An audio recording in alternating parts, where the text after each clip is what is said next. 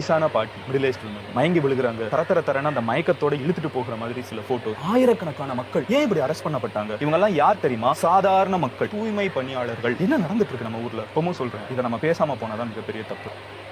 என்ன மதன் கௌரி, என்ன ஆளையே காணோம்? அப்போ மட்டும் தான் தூய்மை பணியாளர்கள் போராட்டம் பண்ணாங்க, இப்போ போராட்டம் பண்ணலையா? இப்போ கைது பண்ணலையா? இப்போலாம் உங்கள் வாய் வந்து திறக்க மாட்டீங்களோ அப்படின்னு நிறைய பேர் கேட்குறாங்க. நானும் கேட்குறேன். இருந்தாலும் வந்து ஒரு யூடியூபரோட வழி ஒரு யூடியூபர் தான் தெரியுன்ற மாதிரி அவர் இப்போ எந்த வேலையில் இருக்காரு, இல்லை அவருக்கு இதை பற்றி ஐடியாஸ் இருக்காமலே இருக்கலாம், பேசுவார்ன்றதை கூட இருக்கலாம். ஆனால் இப்போ ஏன் பேசுகிறன்றது தான் கேள்வி. ஏன்னா அப்போது இருக்கும்போது உடனே வந்து இதை பற்றி பேசாமல் இருக்க முடியாதுன்னு பேசினவர் இப்போ எங்கே தான் பேசுகிறாரு, என்ன ஆனார்னு தெரியல. தயவு செஞ்சு அவரை கண்டா வர சொல்லுங்க. தயவு செய்து இந்த தூய்மை பணியாளர்கள் கைது பற்றி பேசுங்கண்ணே, பேசுங்க. இப்பவும் நான் தான் அரசன், அதை உன்னால மாற்றவே முடியாது. நான் என் மக்களோட இதய சிம்மாசனத்துல இருக்கேன், அந்த சிம்மாசனத்தை உன்னால பறிக்கவே முடியாது. ஆக எங்கேயும் தேடிட்டு இருக்க அவசியமே இல்லை. கோட்டையிலே இருக்கிறேன், நான் தான் ஆட்சியில் இருக்கிறேன். அது மாதிரி மகளிர் உரிமை திட்டம் இருக்க வரைக்கும் இந்த ஸ்டாலின் தான் முதலமைச்சர். அப்படியே இருக்குடா, அந்த சோட்டா பீம்ல பார்த்த அந்த மன்னர் மாதிரியே இருக்கு. அவர் சொல்ற டைலாக், இவர் சொல்ற டைலாக். ஒருவேளை உண்மையாலுமே சோட்டா பீம் பார்த்துட்டு தான் அந்த டைலாக் பேசியிருப்பாரோ? இருக்கலாம், இருக்கும். ஏர்போர்ட்டே வரக்கூடாதுன்னு நான் சொல்லல, இந்த இடத்துல வரக்கூடாதுன்னு நான் சொல்றேன். உங்களுக்காகவும் உங்க ஊருக்காகவும் இனி உங்க வீட்டு பிள்ளையான நானும் தமிழக வெற்றி கழகத்தோட தோழர்களும் சட்டத்துக்கு உட்பட்டு எல்லா வழிகளிலும் உங்களோட உறுதி அனுப்பேன். எஸ், விஜய் என்ன சொன்ன மாதிரி மக்களோட உறுதியாக இருந்திருக்காரு. மக்களுக்காக இந்த விஷயத்த சரி பண்ணதை நம்ம வரவேற்கணும்.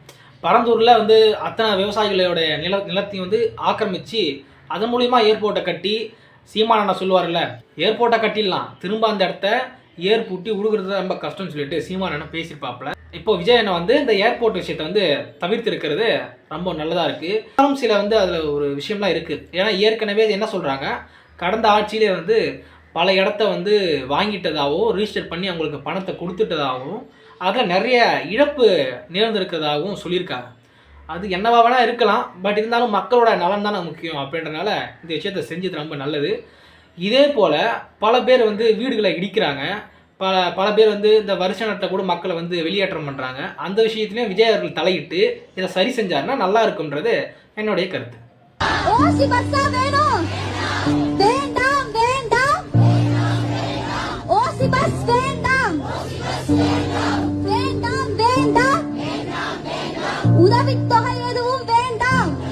இப்போ எல்லாருமே இந்த பொண்ணு தானே தேடிட்டு இருப்பீங்க.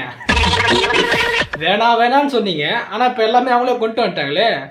இதில் என்ன ஒரு கஷ்டம்னா, ஏற்கனவே இருந்த ஒன்று தான், பெண்களுக்கு வந்து ஏற்கனவே இலவச பேருந்து பயணம் இருந்தது தான், இவரும் இப்போ கொண்டு வந்துட்டாரு. அதனால பெயர் மாற்றம் பண்ணியிருக்காங்க.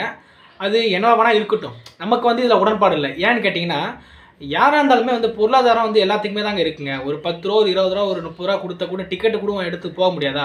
இதனால் வந்து நான் நிறைய தடவை பார்த்துருக்கேன், இந்த ஓட்டுநர் நடத்துனர்லாம் இருக்காங்களே, அவங்க வந்து பெண்களை வந்து தரக்குறைவாக பேசுகிறாங்க. இலவசமாக தானே டிக்கெட் வாங்குறாங்கன்னு சொல்லிட்டு அவங்களுக்கு சரியான மரியாதை கொடுக்குறது இல்லை. இந்த மாதிரி நிறைய விஷயம் நம்ம பார்க்குறோம். பெண்களுக்கு மரியாதையே கிடையாது. அப்படின்ற பட்சத்தில் இதெல்லாம் தேவையில்லாத ஒரு திட்டம். ஒரு துறையில் வந்து போக்குவரத்து துறை இருக்குல்ல, அந்த துறையில் இப்போ நான் உங்களுக்கு எக்ஸாம்பிள் சொல்கிறேனே, ஒரு கம்பெனி இருந்துச்சுன்னா அந்த கம்பெனிக்கு வந்து வருவாய் வந்தால் தான் அதன் மூலிமா தான் ஒரு நல்ல விஷயத்த செய்ய முடியும். வருவாயே இல்லாமல் அந்த கம்பெனி நஷ்டத்திலே போயிட்டு இருக்கும்போது இன்னும் செலவு பண்ணிகிட்டே இருந்தால் அந்த செலவை எப்படி பூர்த்தி செய்வீங்க, அந்த துறைக்கு எப்படி நல்லது செய்வீங்க அப்படின்ற ஒரு கேள்வி இருக்குது. இலவசம் பேருந்துன்றது எந்த அளவுக்கு சரிப்பட்டு வரும்னு தெரியல. அட்லீஸ்ட் ஒரு குறைந்தபட்ச கட்டணமாவது வச்சுருந்தா கூட நல்லா இருந்திருக்கும். ஏங்க அந்த துறைக்கு வருவாயே இல்லாமல் எப்படிங்க அந்த விஷயத்தை நீங்கள் வந்து செலவினம் பண்ணுவீங்க? எங்கேருந்து அந்த நிதிலாம் எங்கேருந்து எடுப்பீங்க? எனக்கு ஒன்றும் புரியல. நஷ்டத்தில் தான் போகும் போக்குவரத்து துறை. அப்போ எனக்கு உண்மையிலேயே இவங்க கொண்டு வந்த திட்டத்துல இப்போ நடைமுறைப்படுத்தியாச்சு, நிறைய பேர் அப்ளை பண்ணி எடுத்திருக்காங்க.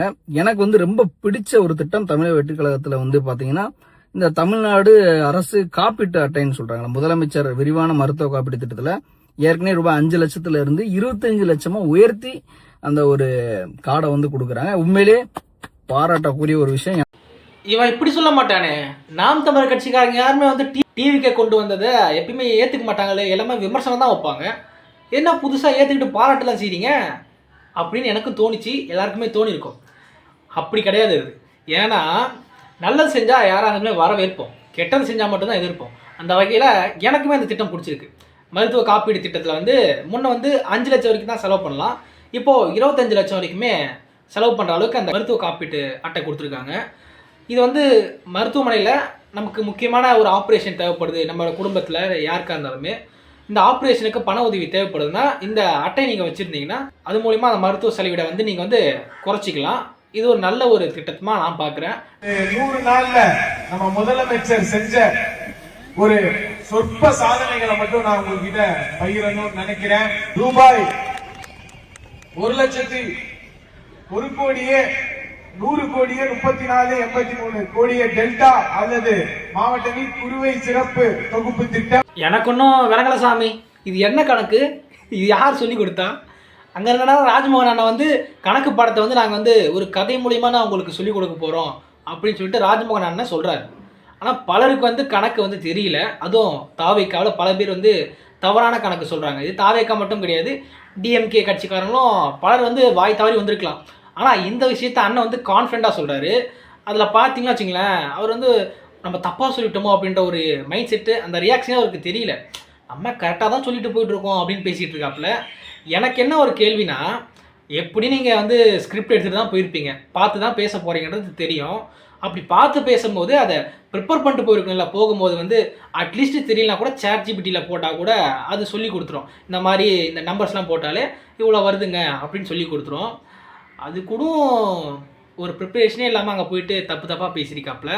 இவர் மட்டும்தான் பேசினாரான்னு கேட்டால் இவர் மட்டும் கிடையாது. அங்கே விஜய் அண்ணனும் மாற்றி ஒரு தடவை பேசிட்டாப்புல, அப்புறம் மரியா வில்சன் அண்ணனும் மாற்றி பேசிட்டாப்புல, இவரும் மாற்றி சொல்லிட்டாப்புல.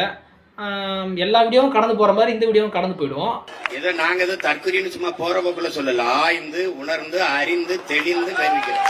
அழுத்தம் கொடுக்குறாங்க அப்படின்னு நினைக்கிறீங்களா? மத்திய பாஜக அரசு தமிழக அரசுக்கு அழுத்தம் கொடுக்குறாங்களா? தலைமைச் செயலர் யார் அழுத்தம் கொடுத்தாலும் இவங்களுக்கு எங்க போச்சு புத்தி?